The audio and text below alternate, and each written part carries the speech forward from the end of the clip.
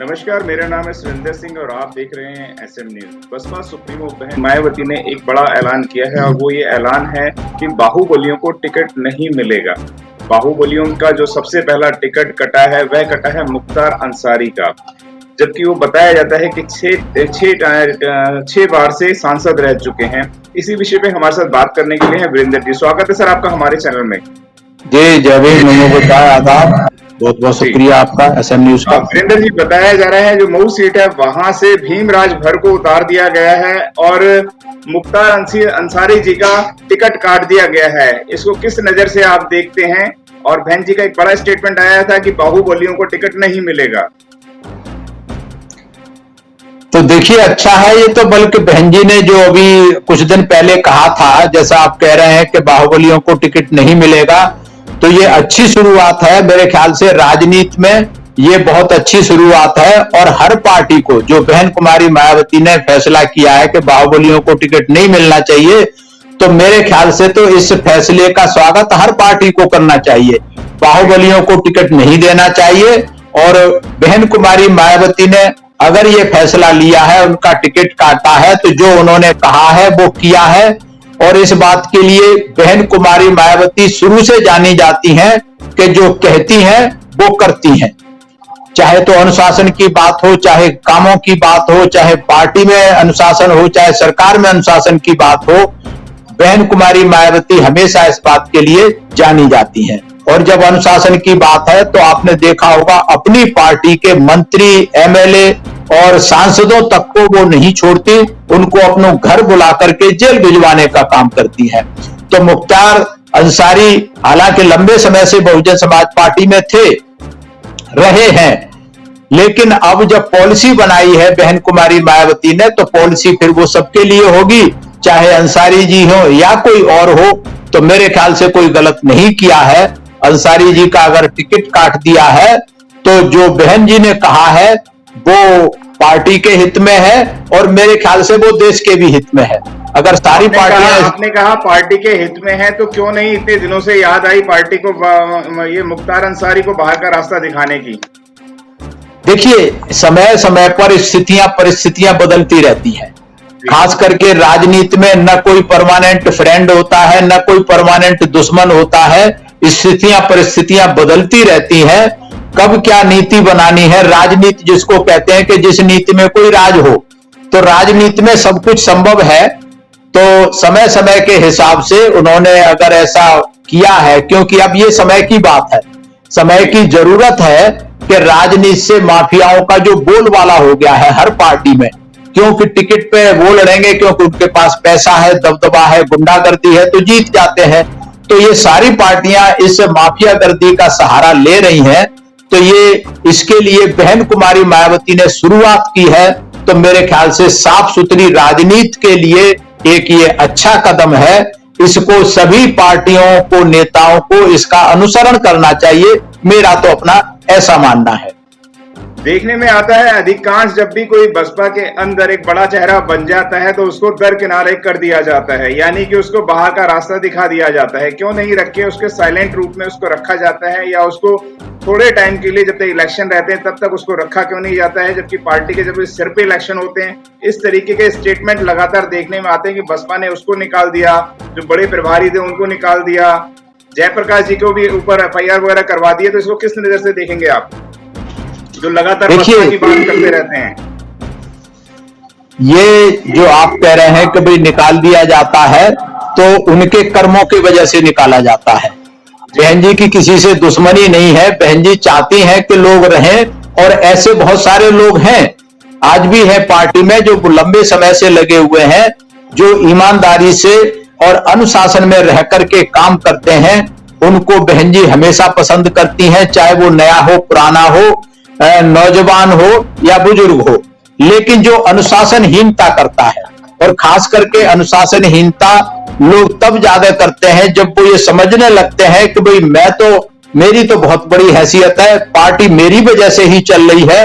वो अगर आपने कुत्ता और गाड़ी की कहानी सुनी होगी कि कुत्ता गाड़ी के नीचे चल रहा होता है तो वो सोचता है गाड़ी मैं ही चला रहा हूं, लेकिन जब वो खड़ा हो जाता है तो पता लगता है कि भाई गाड़ी तो निकल गई, वो वहीं खड़ा रह गया और कुत्तों ने नोच के खा लिया उसे।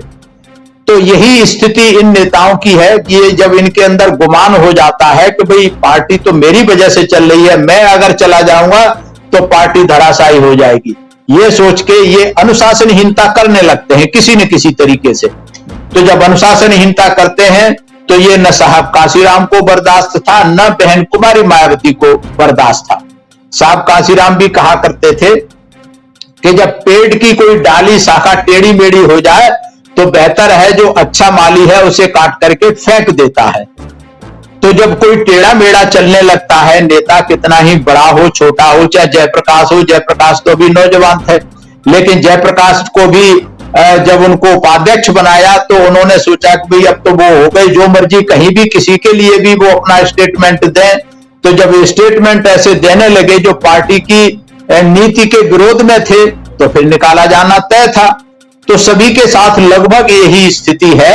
इसलिए मैं सोचता हूं कि वो वाली बात नहीं है कि मुख्तार अंसारी पुराने थे, ज्यादा थे, वो हो गए थे इसलिए निकाला है, क्योंकि जो नीति बनाई है बहन जी ने, अब उस नीति के अंदर जो भी आ जाएगा, जो पॉलिसी बनाई है उसके अंदर जो भी आ जाएगा, उसको उस हिसाब से उसका इलाज किया जाएगा।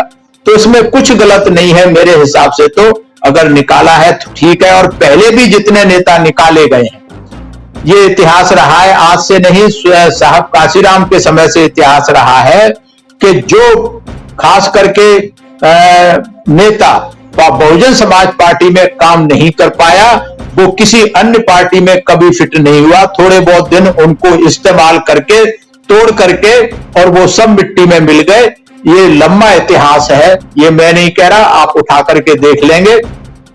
जितने भी साहब काशीराम के समय के साहब काशीराम ने निकाले थे या बहन कुमारी मायावती ने निकाले या वो छोड़ के गए, आज उनको कुत्ते भी नहीं पूछ रहे। तो इसलिए इनकी कथनी करनी में फर्क होता है। मैं सोचता हूं कि बहन जी की इसमें कोई गलती नहीं होती। मुख्तार अंसारी जी को बहन जी ने निकाला या टिकट ना देने की बात करी तो असयुद्दीन ओवैसी ने सीधा कार्ड खेलते हुए कहा है कि आपका स्वागत है, आप उत्तर प्रदेश में जहां से बोलेंगे वहां से टिकट मिलेगा, यानी कि जीतते हुए असयुद्दीन ओवैसी दिखाई देते हैं। तो इस तरीके के स्टेटमेंट को किस नजर से देखेंगे, जबकि मुस्लिम वोटर की इस वक्त सबसे ज्यादा जरूरत है उत्तर प्रदेश में? देखिए, जहां तक ओवैसी साहब का सवाल है तो मैं सोचता हूं कि उनका यूपी में कोई जनाधार नहीं है। कारण क्या है कि ओवैसी जो है वो सवर्ण मुस्लिम कैटेगरी के हैं जी। और जो पसमानदा मुस्लिम है वो कोई भी इनको कभी पसंद नहीं करता, राजनीति में कभी उनको वोट नहीं देता। क्योंकि मेरा लंबे समय का तजुर्बा रहा है, दिल्ली में मैंने देखा है कि जब हमें नहीं पता होता था, हमने मुस्लिम के नाम पे किसी को टिकट दे दिया, बाद में प्रतिक्रिया करते हैं, बोले ये तो सैयद है, ये तो शेख है या पठान है, इसको कोई भी पसमानदा मुसलमान पसंद नहीं करता, वोट नहीं देगा, और ऐसा होता है। इसलिए जो जातिवाद हिंदुओं में ब्राह्मण, क्षत्रिय, वैश्य और शूद्र का है, वो जातिवाद मुस्लिम समाज में भी है। और इसलिए जो पसमानदा मुस्लिम है वो ओवैसी की राजनीति में नहीं जुड़ेगा। ओवैसी के साथ में जो जुड़ेगा वो बीजेपी का मुस्लिम वोटर होगा या कांग्रेस का होगा या समाजवादी पार्टी का होगा। इसलिए बहुजन समाज पार्टी को ओवैसी की राजनीति से कोई खतरा नहीं है, बल्कि बीएसपी के लिए अच्छा है। ये जितने वोट काटेगा वो अपर कास्ट मुस्लिम के काटेगा, जो बहुजन समाज पार्टी को कम ही लाइक करते हैं, जो समाजवादी पार्टी या बीजेपी में जो लोग हैं। तो इसलिए मुझे नहीं लगता कि ओवैसी इसको लड़ाए या कोई भी लड़ाए। जी वीरेंद्र जी, बसपा के अंदर देखने में आता है कि अधिकतर तुगल की फरमान सुना दिया जाता है और पार्टी से निष्कासित कर दिया जाता है। तो क्या कहना चाहेंगे, इस तरीके के फरमान पार्टी के लिए सही रहते हैं या नहीं रहते हैं, वह बताएं। नहीं, अभी जैसे मैंने बताया ये पार्टी के फरमान नहीं है, ये पार्टी के सोच समझ के बहन कुमारी मायावती को, जिसको आप फरमान कहते हैं, वो बड़े सोच समझ के फैसले लेती हैं, जान के फैसले लेती है। और अगर कभी गलती से हो जाता है तो उसको वापस भी बुलाया जाता है। ऐसे बहुत सारे उदाहरण रहे हैं। तो इसलिए जो अनुशासनहीनता करता है उसके लिए ये हमेशा होता रहा है। और अनुशासित पार्टी, कैडराइज्ड पार्टी अगर है तो वो बहुजन समाज पार्टी है पूरे देश में, कि जो हर कार्यकर्ता, चाहे बड़ा है, छोटा है, कोई भी है, अनुशासन को पसंद करता है, अनुशासन के हिसाब से काम करता है। और कभी भी अलोकतांत्रिक या असंवैधानिक काम करने की कोशिश नहीं करता जो बहुजन समाज पार्टी का कैडराइज्ड वर्कर है। इसलिए जो अनुशासन में नहीं रहता उसके लिए फरमान जारी किया जाता है, तो अच्छी बात है, कोई गलत बात नहीं है मेरे हिसाब से। मैं धन्यवाद करूंगा आपका जो आपने इस विषय पे हमारे साथ चर्चा करी और आपने बताया कि मुख्तार अंसारी जी जो जिस तरीके से चेहरे थे उस चेहरे को हटाना बहुत जरूरी था, क्योंकि बसपा सुप्रीमो बहन कुमारी मायावती एक साफ सुथरी राजनीति करती हैं और वह पूरे समाज की बात भी सामने रखती हैं। उन्होंने देखा होगा, लेकिन ये राजनीति के पहलू अगर समझ में आ जाए तो राजनीति नहीं कहलाती है। राजनीति के अंदर होता कुछ है, करते कुछ है, इस तरीके की चीजें अधिकांश देखने में आती है।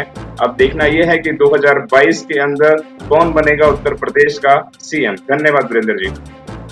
धन्यवाद आपका, सभी दर्शकों का धन्यवाद। अगर आपने अभी तक हमारा चैनल सब्सक्राइब नहीं किया है तो सब्सक्राइब करें और घंटी का बटन बिल्कुल भी दबाना ना भूलें ताकि सभी लेटेस्ट खबरें पहुंच सकें आप पे सबसे पहले।